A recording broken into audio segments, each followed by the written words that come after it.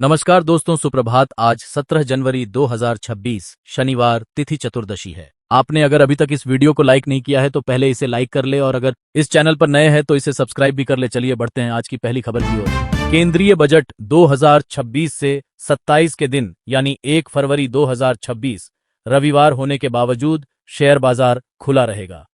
NSE और BSE ने साफ किया है कि बजट के दौरान इक्विटी, डेरिवेटिव और F&O सेगमेंट में ट्रेडिंग होगी। आमतौर पर रविवार को बाजार बंद रहता है, लेकिन बजट जैसे अहम मौके पर निवेशकों को तुरंत प्रतिक्रिया देने का अवसर देने के लिए यह फैसला लिया गया है। इससे निवेशक बजट घोषणाओं के असर पर तुरंत खरीद फरोख्त कर सकेंगे। बाजार विशेषज्ञों के अनुसार इससे सेंसेक्स और निफ्टी में तेज उतार चढ़ाव देखने को मिल सकता है और निवेशकों को रियल टाइम फैसले लेने में मदद मिलेगी। चलिए बढ़ते हैं अगली खबर की ओर। महाराष्ट्र के निगम चुनावों के दौरान राज्य निर्वाचन आयोग SEC ने डोर टू डोर प्रचार पर विशेष निर्देश दिए हैं, जो विवाद का विषय बन गए हैं। आयोग ने पारंपरिक बड़ी रैलियों और माइक्रोफोन के प्रयोग पर रोक लगाई है, लेकिन प्रचार की समाप्ति के बाद भी सीमित व्यक्तिगत घर घर संपर्क की अनुमति दी है, जिसमें 5 से अधिक लोग और लाउडस्पीकर शामिल नहीं हो सकते। इस फैसले को विपक्षी दलों ने आलोचना का विषय बनाया है, आरोप लगाते हुए कि इससे मौन अवधि और चुनाव नियम कमजोर होते दिख रहे हैं। आयोग का कहना है कि यह पुराना 2012 का आदेश लागू कर रहा है और कानून के भीतर ही फैसला लिया गया है। चलिए बढ़ते हैं अगली खबर की ओर। प्रधानमंत्री नरेंद्र मोदी ने कहा कि आज के भारत में रिस्क लेने वाले युवाओं को सम्मान मिल रहा है और स्टार्टअप संस्कृति देश की नई पहचान बन चुकी है। उन्होंने बताया कि 10 साल पहले भारत में 500 से भी कम स्टार्टअप थे, जबकि आज यह संख्या 2 लाख से अधिक हो चुकी है। पीएम ने कहा कि सरकार की नीतियों, डिजिटल इंफ्रास्ट्रक्चर, आसान नियमों और युवा उद्यमियों के आत्मविश्वास ने इस बदलाव को संभव बनाया है। उन्होंने युवाओं से नवाचार, आत्मनिर्भरता और वैश्विक प्रतिस्पर्धा में आगे बढ़ने का आह्वान किया और कहा कि स्टार्टअप भारत की अर्थव्यवस्था की नई ताकत बन चुके हैं। आपने अगर अभी तक इस वीडियो को लाइक नहीं किया है तो पहले इसे लाइक कर ले, और अगर इस चैनल पर नए हैं तो इसे सब्सक्राइब भी कर ले। चलिए बढ़ते हैं अगली खबर की ओर। भारतीय जनता पार्टी को 20 जनवरी को नया राष्ट्रीय अध्यक्ष मिलने जा रहा है। पार्टी ने अध्यक्ष चुनाव को लेकर आधिकारिक नोटिफिकेशन जारी कर दिया है। सूत्रों के मुताबिक कार्यकारी अध्यक्ष नितिन नबीन का निर्विरोध चुना जाना लगभग तय माना जा रहा है। नामांकन प्रक्रिया पूरी होने के बाद औपचारिक घोषणा की जाएगी। पार्टी नेतृत्व का मानना है कि नितिन नबीन के अनुभव और संगठनात्मक क्षमता से भाजपा को आगामी चुनावों में मजबूती मिलेगी। नए अध्यक्ष के चयन को संगठन में नई ऊर्जा और रणनीतिक दिशा देने वाला कदम माना जा रहा है, जिस पर पूरे देश की राजनीतिक नजर टिकी हुई है। चलिए बढ़ते हैं अगली खबर की ओर। आईपैक रेड मामले में सुप्रीम कोर्ट ने पश्चिम बंगाल सरकार को नोटिस जारी किया है, जिसके बाद राजनीतिक बयानबाजी तेज हो गई है। भाजपा ने कहा कि अदालत ने ममता बनर्जी सरकार को सबक सिखाया है और इसका असर आगामी विधानसभा चुनाव में भी दिखेगा। भाजपा नेताओं का दावा है कि राज्य सरकार लगातार कानून से ऊपर खुद को समझ रही थी, लेकिन अब न्यायपालिका ने सख्त रुख दिखाया है। वहीं तृणमूल कांग्रेस ने आरोपों को राजनीतिक बदले की कार्रवाई बताया है। सुप्रीम कोर्ट के नोटिस के बाद बंगाल की राजनीति में हलचल और तेज हो गई है। चलिए बढ़ते हैं अगली खबर की ओर। प्रयागराज में माघ मेले 2026 का आयोजन भव्य रूप से जारी है और लाखों श्रद्धालु स्नान, धार्मिक अनुष्ठान और पर्व का आनंद ले रहे हैं। मकर संक्रांति के अवसर पर गंगा तट पर लोगों की भीड़ उमड़ी हुई है, जहां श्रद्धालुओं ने पवित्र गंगा में स्नान कर आस्था की अनुभूति की। प्रशासन ने भीड़ प्रबंधन, सुरक्षा और चिकित्सा सुविधाओं को सुदृढ़ किया है ताकि मेला शांतिपूर्ण और व्यवस्थित रूप से संपन्न हो सके। साथ ही यातायात, शरण एवं साफ सफाई की व्यवस्था भी सुचारू रखी गई है। इस वर्ष का माघ मेला श्रद्धा, सुरक्षा और उत्साह के मिलन का प्रतीक बनकर सामने आया है। चलिए बढ़ते हैं अगली खबर की ओर। भारत और चीन के व्यापार में दिलचस्प मोड़ आया है। अमेरिकी टैरिफ नीति के प्रभाव के बाद अमेरिकी बाजार से दबारा हटते हुए चीन की ओर निर्यात बढ़ा है। भारतीय निर्यातकों ने अमेरिका से दबाव के बावजूद चीन को वस्तुओं की अधिक आपूर्ति शुरू कर दी है, जिससे भारत चीन व्यापार में तेजी आई है। यह मुख्य रूप से खेती, इंजीनियरिंग उत्पाद, कॉटन, रबर और आईटी सेवाओं में हुआ है। विशेषज्ञों का कहना है कि वैश्विक बाजार में नया संतुलन बन रहा है, जहां भारत ने युक्त राज्य अमेरिका के उच्च टैरिफ वाले उत्पादों को दूसरे बाजारों में शिफ्ट कर दिया है। इससे भारतीय निर्यातकों को नए अवसर मिले हैं और विदेशी मुद्रा अर्जित करने में भी मदद मिली है। इस रणनीति से भारत की व्यापार विविधता और वैश्विक साझेदारी को मजबूती मिल सकती है। चलिए बढ़ते हैं अगली खबर की ओर। कांग्रेस नेता शशि थरूर ने अमेरिकी राष्ट्रपति डोनाल्ड ट्रंप के ईरान से व्यापार करने वालों पर लगाए गए टैरिफ को लेकर गंभीर चेतावनी दी है। थरूर ने कहा है कि यदि अमेरिका ईरान से जुड़े व्यापार के कारण कुल शुल्क 75% तक पहुंच जाता है तो कोई भी भारतीय कंपनी अमेरिका को निर्यात करने में सक्षम नहीं रह पाएगी। उन्होंने बताया कि पहले से ही 25% टैरिफ और उसके ऊपर रूस और ईरान पर अतिरिक्त शुल्क की संभावित बढ़ोतरी भारतीय निर्यातकों को प्रतिस्पर्धात्मक रूप से कमजोर कर देगी, खासकर उन वस्तुओं में जिन पर भारी शुल्क लगेगा। थरूर ने कहा कि इससे भारत के व्यापार को गंभीर नुकसान हो सकता है और दोनों देशों के बीच व्यापार समझौते की आवश्यकता बढ़ गई है। चलिए बढ़ते हैं अगली खबर की ओर। बीएमसी चुनाव को लेकर राजनीतिक हलचल तेज हो गई है। राज ठाकरे ने आरोप लगाया कि मतदाताओं की उंगलियों से चुनावी स्याही हटाई जा सकती है, जिससे निष्पक्षता पर सवाल खड़े होते हैं। उन्होंने चुनाव आयोग से इस पर जवाब मांगा। वहीं महाराष्ट्र के उप मुख्यमंत्री देवेंद्र फडणवीस ने इन आरोपों को निराधार बताते हुए कहा कि चुनाव प्रक्रिया पूरी तरह पारदर्शी है और स्याही हटने की बात केवल भ्रम फैलाने की कोशिश है। उन्होंने भरोसा दिलाया कि चुनाव आयोग हर स्तर पर सख्त निगरानी रख रहा है।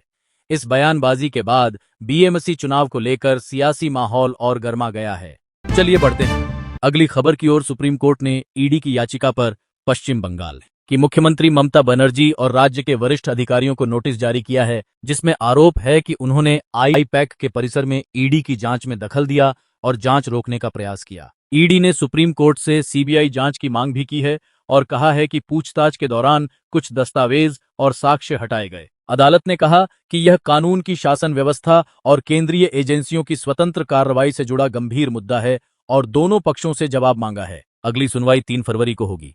चलिए बढ़ते हैं अगली खबर की ओर। यूपी में बीएसपी सुप्रीमो मायावती के प्रेस कॉन्फ्रेंस के दौरान अचानक शॉर्ट सर्किट की वजह से धुआं निकलने लगा, जिससे आयोजन में हड़कंप मच गया। वहां मौजूद सुरक्षा कर्मियों और सहयोगियों ने तुरंत फायर एक्सटिंग्विशर का इस्तेमाल कर धुएं को नियंत्रित किया और किसी बड़े हादसे को टाला गया। मायावती और उनके समर्थकों को सुरक्षित स्थान पर ले जाया गया। मौके पर मौजूद लोग चौंक गए, लेकिन जल्दी ही स्थिति काबू में आ गई। प्रशासन ने बताया कि यह धुआं शॉर्ट सर्किट के कारण उत्पन्न हुआ था, न कि किसी बड़ी आग लगने से। इस घटना में किसी के घायल होने की खबर नहीं है। चलिए बढ़ते हैं अगली खबर की ओर। अमेरिकी राष्ट्रपति डोनाल्ड ट्रंप ने चीन को उकसाने वाला एक बड़ा कदम उठाते हुए अमेरिका और ताइवान के बीच $250 बिलियन के संभावित व्यापार समझौते की घोषणा की है। इस डील का उद्देश्य ताइवान की अर्थव्यवस्था को मजबूती देना और एशिया में चीन के प्रभाव को चुनौती देना बताया जा रहा है। चीन ने इस प्रस्ताव पर कड़ी आपत्ति जताई है और इसे अपनी संप्रभुता के खिलाफ बताया है। विशेषज्ञों का मानना है कि यह सौदा केवल व्यापारिक नहीं, बल्कि रणनीतिक और सुरक्षा संतुलन को भी प्रभावित करेगा। इससे अमेरिका चीन संबंधों में एक बार फिर तनाव बढ़ने की आशंका है। चलिए बढ़ते हैं अगली खबर की ओर। अमेरिका और ताइवान के बीच $250 बिलियन के बड़े व्यापार समझौते $250 बिलियन ट्रेड डील पर हस्ताक्षर होने की दिशा में कदम बढ़ा दिए गए हैं, जिसमें ताइवान से आयातित सामान पर टैरिफ कटौती पर भी सहमति बनने की उम्मीद जताई जा रही है। इस डील के तहत इलेक्ट्रॉनिक्स, सेमीकंडक्टर, हाईटेक उत्पाद और अन्य वस्तुओं के व्यापार को बढ़ावा मिलेगा, जिससे दोनों अर्थव्यवस्थाओं में सहयोग और निवेश को प्रोत्साहन मिलेगा। विशेषज्ञों के अनुसार यह समझौता नहीं सिर्फ व्यापारिक साझेदारी को मजबूत करेगा, बल्कि चीन अमेरिका तनाव के बीच ताइवान के साथ अमेरिका के रणनीतिक रिश्तों को भी सशक्त बनाएगा। यदि यह डील अंतिम रूप लेती है तो यह वैश्विक सप्लाई चेन और तकनीकी प्रतिस्पर्धा पर बड़ा प्रभाव डाल सकती है।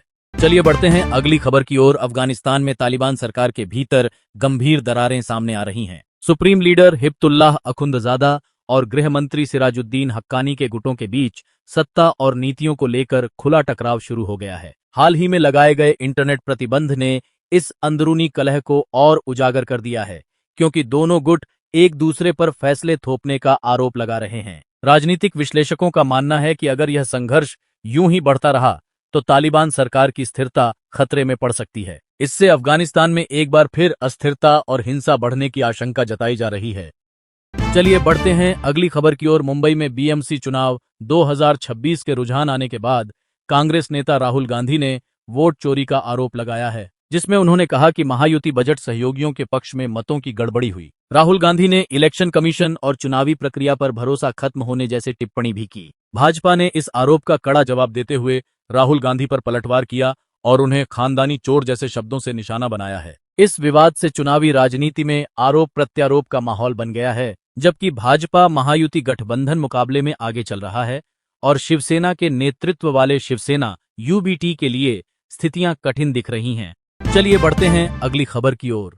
भारत और यूरोपीय संघ ईयू दुनिया के सबसे बड़े फ्री ट्रेड एग्रीमेंट को अंतिम रूप देने के बेहद करीब पहुंच गए हैं। इस समझौते को वैश्विक व्यापार के लिए गेम चेंजर माना जा रहा है। इसके लागू होने से भारत को ईयू के 27 देशों के बाजार में आसान पहुंच मिलेगी और टैरिफ में बड़ी राहत होगी।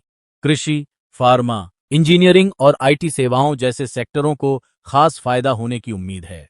विशेषज्ञों के अनुसार इस डील से भारत में निवेश बढ़ेगा, निर्यात को गति मिलेगी और रोजगार के नए अवसर पैदा होंगे। यह समझौता भारत की आर्थिक मजबूती को अंतर्राष्ट्रीय स्तर पर और मजबूत करेगा। चलिए बढ़ते हैं अगली खबर की ओर। लखनऊ में इस सीजन की सबसे ठंडी रात दर्ज की गई, जहां तापमान में लगातार गिरावट के साथ घना कोहरा छाया रहा। मौसम विभाग ने शीतलहर और कोहरे का अलर्ट जारी किया है, जिससे जनजीवन प्रभावित हो रहा है। सुबह के समय विजिबिलिटी बेहद कम रहने के कारण सड़क और रेल यातायात पर असर पड़ा। ठंडी हवाओं से लोगों को कंपकंपी का सामना करना पड़ रहा है। डॉक्टरों ने बच्चों, बुजुर्गों और बीमार लोगों को खास सावधानी बरतने की सलाह दी है। प्रशासन ने नागरिकों से अनावश्यक बाहर निकलने से बचने और गर्म कपड़े पहनने की अपील की है। चलिए बढ़ते हैं अगली खबर की ओर। गणतंत्र दिवस 2026 के लिए भारत ने मुख्य अतिथि के रूप में 2 प्रमुख यूरोपीय नेताओं को आमंत्रित किया है। इस साल यूरोपीय संघ और यूरोप के बढ़ते सहयोग को दर्शाते हुए गणतंत्र दिवस पर पुर्तगाल के प्रधानमंत्री एंटोनियो कोस्टा और यूरोपीय आयोग की अध्यक्ष उर्सुला वॉन डेर लेयेन मुख्य अतिथि के तौर पर शिरकत करेंगे। यह पहली बार है कि 2 इतने उच्च स्तर के यूरोपीय पदाधिकारी भारत के गणतंत्र दिवस समारोह में शामिल होंगे, जिससे द्विपक्षीय और बहुपक्षीय साझेदारी को मजबूती मिलने की उम्मीद है। इस मौके पर सुरक्षा, व्यापार, क्लाइमेट चेंज और टेक्नोलॉजी जैसे विषयों पर दोनों पक्षों के बीच चर्चा और सहयोग को बढ़ावा देने की भी संभावना जताई जा रही है। यह ऐतिहासिक भागीदारी भारत ईयू रिश्तों में नए अध्याय की शुरुआत को दर्शाती है।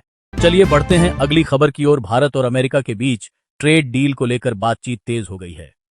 वाणिज्य सचिव राजेश अग्रवाल ने कहा कि दोनों देश निर्यात, निवेश और बाजार पहुंच को लेकर सकारात्मक रुख के साथ आगे बढ़ रहे हैं। केंद्रीय मंत्री पीयूष गोयल ने भी संकेत दिए हैं कि भारतीय उत्पादों के लिए अमेरिकी बाजार में नए अवसर खोले जाएंगे और टैरिफ बाधाओं को कम करने पर चर्चा हो रही है। इस समझौते से एमएसएमई, कृषि, फार्मा और सेवा क्षेत्र को बड़ा लाभ मिल सकता है। सरकार को उम्मीद है कि ट्रेड डील से भारत का निर्यात बढ़ेगा, रोजगार के अवसर पैदा होंगे और दोनों देशों के आर्थिक रिश्ते और मजबूत होंगे। चलिए बढ़ते हैं अगली खबर की ओर।